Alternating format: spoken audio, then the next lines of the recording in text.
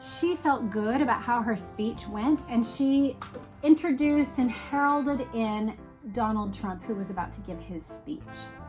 She says, "My sense of accomplishment on our flight back home swiftly turned to dismay and shock as news of a potential accusation of plagiarism reached our campaign. My initial reaction was one of disbelief, but upon closer examination, the undeniable similarities between the two speeches left me reeling. The weight of this realization hit me with a force I had never experienced before. Looking back, I realized that I had relied too much on others in this crucial endeavor."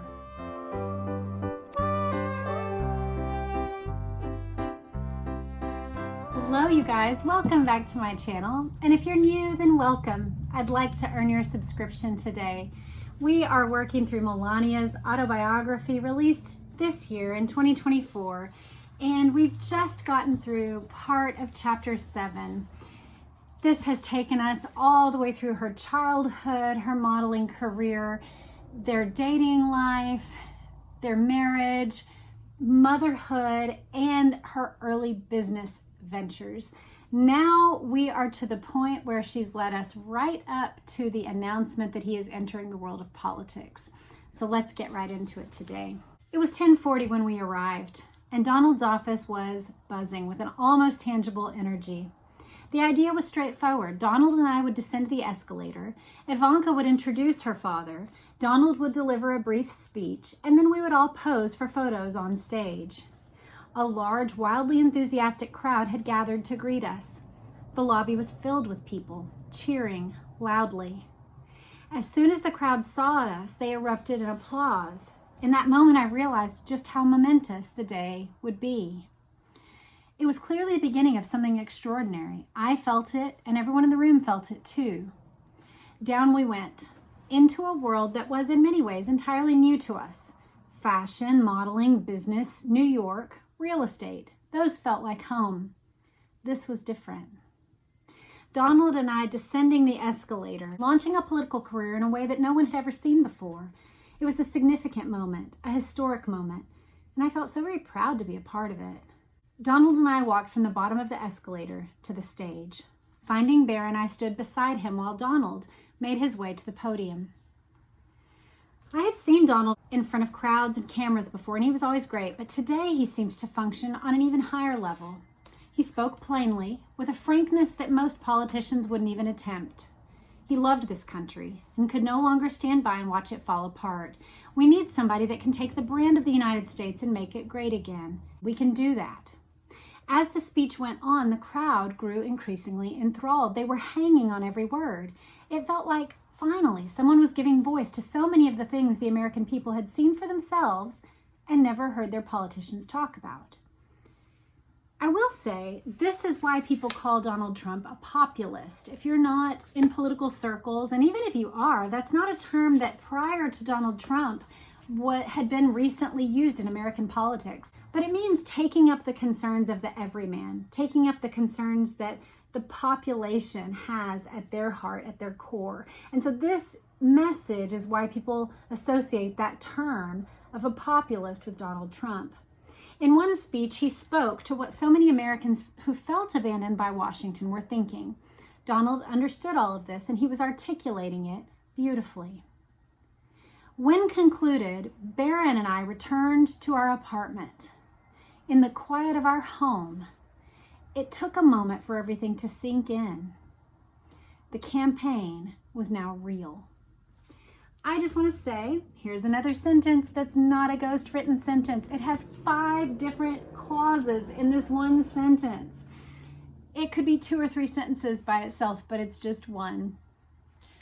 Her communication is getting through, but this is not a book that has been strangled by editors or written by a ghostwriter. This is her own creation. Back to the book. I felt immense pride for my husband that day and took a moment to reflect with awe and gratitude on the journey we had traveled together since our first meeting in New York, almost 2 decades earlier. Chapter 8. Why was the speech not vetted? This is a big case for why I believe ultimately that this book cannot have been ghostwritten, because of this incident. Let's get into it. The campaign quickly accelerated into high gear. Donald was traveling and speaking. By the end of 2015, the Republican presidential nomination appeared to be within reach. In early February 2016, 12 Republicans, including Donald Trump, were still vying for the presidential nomination. By the end of the month, the field had narrowed to just 5 candidates. Through the debate performances and victories in key states, Donald Trump secured the Republican nomination by the end of May. So as planning for the Republican National Convention began, I learned that I would be a part of the program. Now, I know there's a lot of international listeners, and you probably have observed this political year, but for the sake of explanation, let me explain. We have our primary season that typically runs from January to about April. It usually doesn't make it past April. Usually by March, by the Super Tuesday, we tend to have our Republican candidate very clear and our Democrat candidate very clear. Now in 2024, we did not have a Democrat Party primary season. That's part of the way that we ended up with Kamala Harris, was there was no primary season. Biden dropped out after already securing the nomination, and she stepped in to take his place. That's not the typical way that either party is meant to come to their nominee. Normally, you battle it out in January through May, and then sometime between June and August, you have the RNC and the DNC. This is a time for each party to come together and declare what their values and principles are in this election cycle. It's also a time to come together and affirm the nominee that's been chosen. And there's a roll call of states. It's all very patriotic and exciting, especially for me. I love watching both of them. I enjoy these conventions. I think it's a really wonderful part of American political life. So she's getting ready for this, and she feels immense pride that she's going to be a part of the RNC. I was honored to have the chance to share my thoughts and beliefs with the American people. I felt excited, but also nervous since I didn't have much time to get ready. After asking the campaign for a writer for a few weeks, they provided me with the first draft of the speech. I appreciated the effort that they had put into crafting it, but I felt the remarks didn't capture my voice nor embody the message I wanted to convey. I wanted a speech that aligned with my goals, shared my unique message, and reflected my personality. The American people already knew my husband well, but they didn't really know me at all. I wanted to present myself authentically, to share my story and background. I planned to speak about my childhood, family, and journey to the United States. I wanted to convey messages of kindness, compassion, and service to one's country. Additionally, I wanted to share insights about the Donald I knew. I had never addressed such a large audience on such an important night, and I felt the weight of this responsibility. As the convention loomed, Donald suggested I connect with Meredith McIver, a representative from the Trump organization who was working with the campaign to help craft my speech. I gave her a call. During my review of many speeches of previous First Ladies, Michelle's emphasis on the fundamental values of hard work, integrity, and kindness resonated deeply, reflecting the core principles that were instilled in me by my parents during my upbringing in Slovenia. I conveyed the significance of parents imparting values to their children. While I relied on Meredith to help me with the speech and the campaign to review it, I was pleased with the final result. Understanding the importance of the occasion, I dedicated myself to practicing in the days leading up to the convention. The campaign advisors listened and suggested a few word changes. I rehearsed multiple times with the teleprompter, feeling confident in my delivery. On July 18th, 2016, when my husband introduced me as the next First Lady, I stepped into the spotlight with a confident smile. The audience's energy was palpable. Now, I just want to point out, before we get into the speech and the outflow from it, this is honoring towards Michelle Obama. She's saying that as she reviewed the speeches of different First Ladies, that it was Michelle Obama's that most resonated with her own core principles. Let's just keep that in mind, that her goal was to draw on things that she appreciated about someone from the opposing political party. That's actually extraordinary and interesting, that that's what she was deciding to convey. She says a hearty hello to the crowd, and the audience erupts with applause just at the mention of Donald's name. She gave her speech and told the story of her journey to become a U.S. citizen. In her closing remarks, she expressed that if honored to serve as First Lady, she would use this privilege to try to help the people who needed it most. She felt good about how her speech went, and she introduced and heralded in Donald Trump, who was about to give his speech. She says, "My sense of accomplishment on our flight back home swiftly turned to dismay and shock as news of a potential accusation of plagiarism reached our campaign. My initial reaction was one of disbelief, but upon closer examination, the undeniable similarities between the two speeches left me reeling. The weight of this realization hit me with a force I had never experienced before. Looking back, I realized that I had relied too much on others in this crucial endeavor.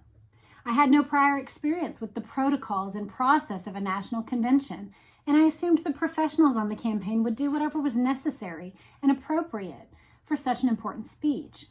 I trusted that political and legal vetting had been taken care of, but I now realized that the campaign and the RNC had left me on my own. Why was the speech not vetted? I asked Donald in frustration. He expressed disappointment and was unable to provide me with an answer.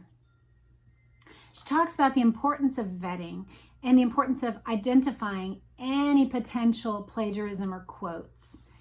The absence of a detailed review was a glaring oversight that now cast a shadow on my work. Discovering the team's failure to perform their duty filled me with a profound sense of betrayal. These were professionals, yet they failed to implement even the most fundamental safeguards. Negligence left me feeling completely abandoned with a deep sense of outrage and disappointment. Following the incident, Meredith publicly apologized, mentioning an impromptu phone call during which I had shared passages from Michelle's speech as examples, which were mistakenly included in the draft. While this explanation was technically accurate, the damage was done. From then on, I realized the importance of being intimately involved with every detail of my public life. No longer would I delegate specific tasks or trust others to ensure that my reputation was protected. I would have to handle that on my own. This experience, while difficult, was served as a crucial lesson in the realities of the political world. Y'all, this is the reason why I don't believe this book is ghostwritten, because she's already learned this lesson and she's been humiliated on a national scale. And she is someone who takes her failures to heart. She hasn't had that many of them. You remember we were talking about her kind of meteoric rise in some ways in fashion, that even though she was older, she went from Slovenia to Milan to Paris and to New York City to Times Square billboards. She had a lot of successes. And so for a woman like that who has worked hard with determination to then have an incredible failure, it would have been a big blow, but also I think she would take it to heart. I believe she has. I believe her explanation here means that she has. Let's keep reading. The RNC speech controversy marked a dramatic escalation in my already fraught relationship with the media. The attacks reached a new low 2 weeks after the speech when nude photos of me, taken and published 20 years earlier in France, were splashed across the cover of New York Post. The photos had never been circulated in the United States. The magazine that had originally published them had ceased to exist. Now they were being shared for the sole purpose of damaging Donald's campaign. Furthermore, the photographs taken in late 1996 for the French fashion magazine Max were not a source of shame for me. My upbringing in Europe had fostered a different perspective on nudity, a more open and accepting attitude. We were accustomed to nude beaches, a natural and uncontroversial aspect of life. Attitudes towards the female body in the United States were starkly different. Y'all, this totally makes sense to me. I've been telling y'all from the beginning that I think culturally she just comes from a very different perspective. We are dealing with someone who was 26 before she entered American life, which means not only that her whole personal view of things like nudity would already be fully formed at that point, but also that she would have made choices like these that reflected the worldview that she came with. And it's a distinct worldview that is not American. The female form was once revered and honored in Western culture. Magnificent paintings and sculptures exalted the beauty of the feminine figure. This sentiment resonated deeply with me when I posed for Vogue during my pregnancy. I believed then, as I do now, that women should take pride in their bodies, not feel shame. During my modeling days, posing nude was commonplace and hardly scandalous. To me, those images were artistic and tasteful. Even more troubling, when the photographer was questioned about the timeline of these photographs, he suggested that they were taken in 1995. This misinformation led to unfounded allegations that I had illegally worked in the United States. Although the photographer later admitted his error, the damage was done. I had to relearn another harsh lesson. Media and individuals will exploit others for their own profit and fame. Around that same time, on August 20th, the Daily Mail published an article sourced from a journalist in Slovenia alleging that I had worked as an escort before meeting my husband. This unfounded rumor had circulated online for a few weeks. The attacks had reached an unprecedented low. We are living in a dangerous time when it comes to journalism. Today, most journalists believe that their primary purpose is to create a narrative rather than expose the facts. This is so true, y'all. We have been reading through this book, Forgive My Grief. This is book 2 of it. This was written by a journalist. This was written by a man who purchased a newspaper in order to have as his profession the pursuit of truth in whatever form and on whatever path it took him. That is the role of journalism, to just uncover the truth for others, to serve as a lens through which the public can view the government or view individuals and know what's true or not. That's not what journalists are today, by and large. By and large, the mainstream media presents a narrative. What she's saying is true. So I sued. Engaging legal representation in both the UK and the United States, I pursued 2 lawsuits against the Daily Mail and 1 against the blogger. Eventually, all 3 cases concluded in my favor, with the Daily Mail issuing a formal apology and agreeing to pay damages, stating, "We accept that these allegations about Mrs. Trump are not true, and we retract and withdraw them." Similarly, the blogger also apologized. Quote, "I had no legitimate factual basis to make these false statements, and I fully retract them. I acknowledge that these false statements were very harmful and hurtful to Mrs. Trump and her family, and therefore I sincerely apologize to Mrs. Trump, her son, her husband, and her parents for making these false statements." The point of my lawsuits wasn't the damages I eventually collected, but rather about holding individuals to a standard where lying is not acceptable. It was crucial to take a stand. Their bias against Donald extended to me by association. I agree. They're being critical of her and kind of combing through the details of her life even before she was married to Donald Trump, looking for any scandal that they can so that they can tar and feather her, even though she took a very backseat approach to being connected to a presidential candidate, and even, one could argue, to being the First Lady. While I had anticipated such challenges to some extent, the intensity still shocked me. That campaign year would set the tone. They would never treat me fairly. Though I entered politics with this awareness, experiencing their tactics firsthand only reinforced my resolve to stay above the fray. More than anything, I was concerned for my son, Barron. He was just a young boy, barely 10 years old. I dreaded the prospect of media scrutiny toward him. Our first year in politics only solidified my determination to shield my son from such unwanted attention. I anticipated that if Donald were to win, the media's scrutiny, deceit, and mistreatment would only escalate. We're in chapter 9 now, called On My Way. In 1999, which is 6 years before they were even married, she was asked what kind of first lady she would be if Donald ever did become president. Isn't that crazy? I didn't even know that was on the table back then. I said I would be very traditional, like Jackie Kennedy. In today's world of constant social media and internet exposure, even someone as poised as Jackie Kennedy would struggle to maintain the same level of control over their image. The ability to carefully curate and present a perfect image to the public, as Jackie did during the Kennedy era, is no longer feasible in our modern age of instant sharing and scrutiny. The idea of a flawless, almost mythical first family seems unattainable in today's world. I agree. I think media scrutiny, social media, the immediacy of being able to post things around the globe, access to individuals where they're not just in their own little family conclave all the time, public cynicism that came about post JFK. I mean, that's another change that has happened post Camelot.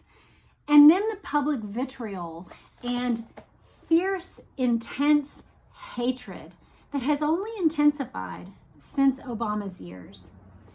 Those things all together, I think she's absolutely right that the idea of a flawless, mythical first family is now out of reach. And in some ways, good riddance to that.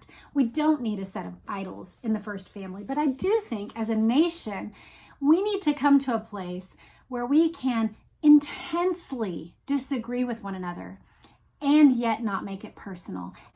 She says she finds herself in unprecedented times, unprecedented indeed, a nation divided, a hostile media, and my unconventional status as the first foreign-born First Lady in centuries. The United States is my beloved home, though not my birthplace. English is not my native tongue. Our family is not a political dynasty. We hail from a different realm. These differences compelled me to forge my own path, guided by my own principles and convictions. The political landscape had already caused rifts in our friendship. Seeing lifelong companions drift away after Donald's nomination was disheartening, but I knew it was all part of a political process. Here is where, for anyone who disagrees with the Trumps, I would urge you to just lean in for this lesson. It's very interesting. She says, "It became clear that surrounding myself with genuine, encouraging, and innovative individuals was essential. There was no room for negativity and drama in my world." What she's describing is just healthy boundaries. Being willing to let people cut ties if they wish to, but making sure that the people that you have close to you in a moment like this are reliable. I think it's really wise. She says, "I sought to pave the way for collaboration with individuals of all backgrounds, seeking the betterment of our nation. My loyalty was to every single American, regardless of their beliefs. The morning after the election, the wheels of transition were already turning. My life was governed by the relentless whirlwind of a schedule that I had little control over. The itinerary allowed no breaks, no flexibility or spontaneity. It was time for Washington to get to know us. Meanwhile, the phone rang incessantly. It felt like a dizzying task to navigate. I recall a good friend calling me that day to extend her congratulations. She said she was so proud. 'Now the whole world is on your shoulders,' she said. Thanks, I thought, but at least someone understood how I felt. When we returned home on election night, the hour was so late and my exhaustion so profound that any deep discussion about these momentous events seemed beyond reach. Before everything really started up again on Wednesday morning, Donald and I had a private moment. 'Congratulations,' I said. 'What an achievement. All those other people, and you won. You're the President of the United States of America, and you're the First Lady. Good luck.' I realized he wasn't worried. He was proudly confident that I could handle the future. He was saying, 'I know you'll excel. Let's get started.' That morning, Donald's trust felt particularly tender and profound. I was grateful for that moment before we would inevitably be pulled in myriad directions once more. I think you would need moments like these, moments where you kind of, for a moment, huddle together and reconnect before you each go out and do all the things, right? I would need that. I would need to make sure that we're solid then I can go out and tackle the world. But if we're not solid, then doing any of the other stuff would feel meaningless, stressful, exhausting. But if you're operating from a strong base here, then so much is possible. The next day, a Secret Service motorcade whisked us from Trump Tower to LaGuardia Airport, where we boarded Donald's 757. I was sleep deprived, yet buzzing with anticipation. Our first destination in Washington was the White House, a place I had never visited before. Although it would grow familiar in the weeks and months ahead, everything felt new to me that morning. We entered through the South Lawn, where the Obamas greeted us and guided us into the house through the South Portico. She talks about the tradition and the beauty of that building and the sense of gratitude that washed over her. She says the four of us proceeded to the Oval Office, and Michelle graciously offered me a tour of the residence. We began with tea, exchanging thoughts about life in the White House, and she was quick to answer my questions and generous with her advice. She understood better than almost anyone else what lay ahead for Barron and me. Despite media expectations of awkwardness or tension, our meeting was cordial and pleasant. Again, I see her seeking to honor Michelle in every word that she writes here. And I think that's really gracious and beautiful. I think it's right that she is not bringing politics into this. She is generously and truthfully honoring what she received from Michelle, which was a nice welcome, a pleasant meeting. Upon my return from Washington, my attention turned to the transition process and forming my team. An experienced Republican operative from the RNC came prepared with a thorough agenda that outlined all the tasks ahead. There were 23 distinct positions that Melania had to fill, and she brings potential candidates for consideration. Hiring these important roles felt like stepping into the leadership of a prestigious corporation, despite a lack of industry knowledge. That is disarmingly honest, isn't it? That she felt like going into the White House and becoming the First Lady is like taking the reins at an important corporation without industry knowledge. Very honest. As a political newcomer, I faced the challenge of building my team from scratch. Recognizing Donald's significant challenge in assembling his own team, I refrained from seeking his guidance or complaining about the workload. And that would be a real challenge, wouldn't it? In most marital changes that you take on, I was just thinking about this, usually you have the option of going, yeah, you can go ahead and apply for a new position because these other things are squared away in our life. Or as a family, we're all going to go for this thing. So normally you're either all taking on a challenge together or able to kind of, well, I'm going through some weird things in my career, so it's probably not the right time for you to switch things up. Like, let's see how things go with my career before we shake up anything with yours, because I don't want to have both of us at risk at the same time, right? So normally in a family, you might make those kind of negotiations, but this is something where they are each taking on something so different from one another, and she can't really rely on him or return back to that everything's normal right here thing when she's out trying this new thing, because he's also out doing this new thing. So that would be a difficult family dynamic, I think. In addition to addressing staffing needs, I had a list of ideas, priorities, and initiatives that I wanted to explore as First Lady. My primary focus would be cybersecurity and the well-being of children. Drawing from experience, I knew being thoroughly organized was vital to success.